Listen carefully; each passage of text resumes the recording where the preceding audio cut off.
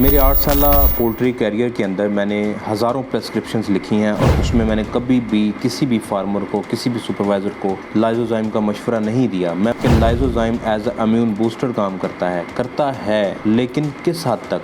8 इसके फंक्शन हैं जो कि मोस्ट इम्पॉर्टेंट हैं, जिसके बिहाफ पे किसी भी प्रेस्क्राइबर को, कंसल्टेंट को इसे पोल्ट्री के अंदर, चिकन्स के अंदर, चाहे वो घर में मुर्गियाँ रखी हैं या अपने कंट्रोल शेड में रखी हुई हैं, आप इसको इस्तेमाल करा सकते हैं। बिस्मिल्लाहिर्रहमानिर्रहीम, अस्सलाम वालेकुम। मेरा नाम है डॉक्टर कामरान, आप देख रहे हैं पोल्ट्री विद डॉक्टर कामरान। आज का हमारा टॉपिक है लाइजोजाइम्स।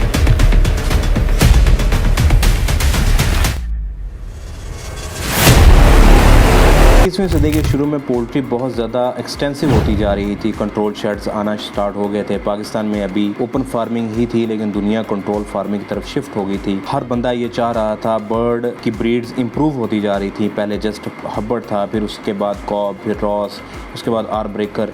साइंटिस्ट ये चाह रहे थे कि जो बर्ड हमें 35 डेज़ के अंदर 1.5 किलो वज़न दे रहा है, वो हमें 2 किलो वज़न दे, 2 किलो से ज़्यादा वज़न दे, हमारी FCR इंप्रूव हो, फीड की कॉस्ट कम हो। ये सारी चीज़ें हो रही थी। इसी चक्कर के अंदर टिक्स को एज अ ग्रोथ प्रमोटर इस्तेमाल कर रहे थे। तो फिर सबसे बड़ा प्रॉब्लम जो आ रहा था वो रेजिस्टेंस का था। सबसे पहले एंटीबायोटिक्स GP में इस्तेमाल हो रही थी, फिर ब्रीडर में जब वो ब्रॉयलर्स पहुंचता था किसी भी फार्मर के पास, उसमें रेजिस्टेंस इतनी ज़्यादा आ चुकी होती थी, कोई भी एंटीबायोटिक काम नहीं करती थी। यही परेशानी 2000 के अंदर, सन 2000 के अंदर साइंटिस्ट को इस तरफ ले गई कि हम एंटीबायोटिक्स को एज आ ग्रोथ प्रमोटर इस्तेमाल ना करें, हम कोई ऐसी चीज़ तलाश करें जो एंटीबायोटिक्स का मुतबादल हो, एज आ ग्रोथ प्रमोटर भी काम करे, एज आ बैक्टीरियोसाइडल भी हो, बैक्टीरिया को मारने का काम भी करे। यही खोज, यही रिसर्च इंसान को ले गई 1922 में, जहाँ पे डॉक्टर अलेक्जेंडर फ्लेमिंग अपनी लैब के अंदर काम कर रहे थे। पेट्री डिश के ऊपर बैक्टीरिया उन्होंने ग्रो किया हुआ था, उनको उन्होंने स्टडी करना था। उनको ज़ुकाम था, उनके नाक से नज़ले का ड्रॉप गिरा उस पेट्री डिश के ऊपर। स्टडी किया तो उनको ये पता चला जितने बैक्टीरिया उन्होंने ग्रो किए थे सारे के सारे मर गए। वो बड़े हैरान हुए। उन्होंने अपने नज़ले के मज़ीद सैंपल लिए, उसको जब स्टडी किया तो उन्हें पता चला कि इस नज़ले के अंदर ऐसा सब्सटेंस है जिसने इन बैक्टीरिया को मार दिया। उन्होंने लाइजोजाइम के नाम से जाना जाने लगा। लाइजोजाइम एक प्रोटीन है, 129 अमाइनो एसिड से मिलकर बना होता है। और इस 129 अमाइनो एसिड्स के अंदर 2 अमाइनो एसिड सबसे इम्पॉर्टेंट हैं, ग्लूटामिक एसिड और एस्पार्टिक एसिड। यही 2 अमाइनो एसिड्स हैं जो cell wall, bacterial cell wall के ऊपर अटैक करते हैं और उसको तोड़ने का काम करते हैं। Bacterial cell wall peptidoglycan carbohydrate से मिलकर बनी होती है। 2 तरह के यूनिट्स होते हैं, नैम और नैक। उन 2 यूनिट्स नैम और नैक के दरमियान जो लिंकेज होती है, जो बॉन्ड होता है, उस बॉन्ड के ऊपर ये लाइजोजाइम जाके अटैक करते हैं, उस बॉन्ड को तोड़ देते हैं, उससे सेल वॉल बिखर जाती है, बैक्टीरिया मर जाता है। लाइजोजाइम को कहाँ से हासिल किया जाता है? इसे अंडे की सफ़ेदी यानी एग वाइट से, आंसुओं से यानी टीयर्स, थूक, सलाइवा से, दूध से और पसीने से हासिल किया जाता है, स्वेट से हासिल किया जाता है। सन 2000 में जब साइंटिस्ट इस बात से परेशान थे कि प्रीबायोटिक्स या probiotics as a growth promoter इस्तेमाल करें या एंटीबायोटिक्स को इस्तेमाल करें, तब ये लाइजोजाइम को सबसे पहले पिग्स के अंदर ट्राई किया गया। पिग्स के बच्चों को फीड के अंदर लाइजोजाइम का इस्तेमाल करवाया गया और तो बाद में पता चला कि जिन पिग्स के अंदर लाइजोजाइम का इस्तेमाल किया गया था, उनकी ग्रोथ इंप्रूव हुई, उनकी गट हेल्थ इंप्रूव हुई, उनके गट के अंदर प्रोबायोटिक्स की इंप्रूवमेंट हुई, उनका फीडिंग बिहेवियर इंप्रूव हुआ। तब ये लाइजोजाइम्स को 2006 के अंदर ब्रॉयलर्स के अंदर टेस्ट किया गया। रॉस ब्रीड के 120 ब्रॉयलर्स को कंट्रोल ग्रुप्स, 4 ग्रुप्स के अंदर डिवाइड कर दिया गया। उसमें एक पहला ग्रुप था कंट्रोल, जिसको कोई लाइजोजाइम इस्तेमाल नहीं करवाया गया।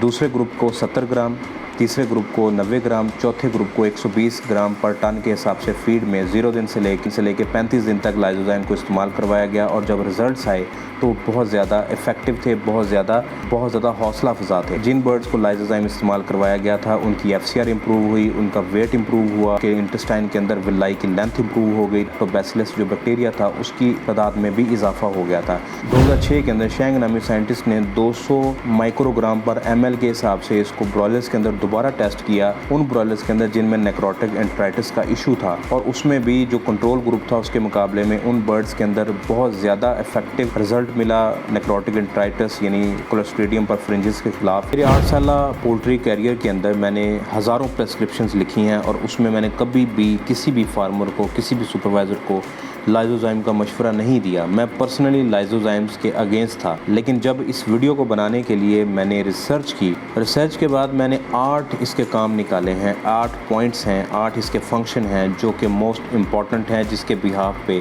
किसी भी प्रेस्क्राइबर को, कंसल्टेंट को इसे पोल्ट्री के अंदर, चिकन्स के अंदर, चाहे वो घर में मुर्गियाँ रखी हैं या अपने कंट्रोल शेड में रखी हुई हैं, आप इसको इस्तेमाल करा सकते हैं।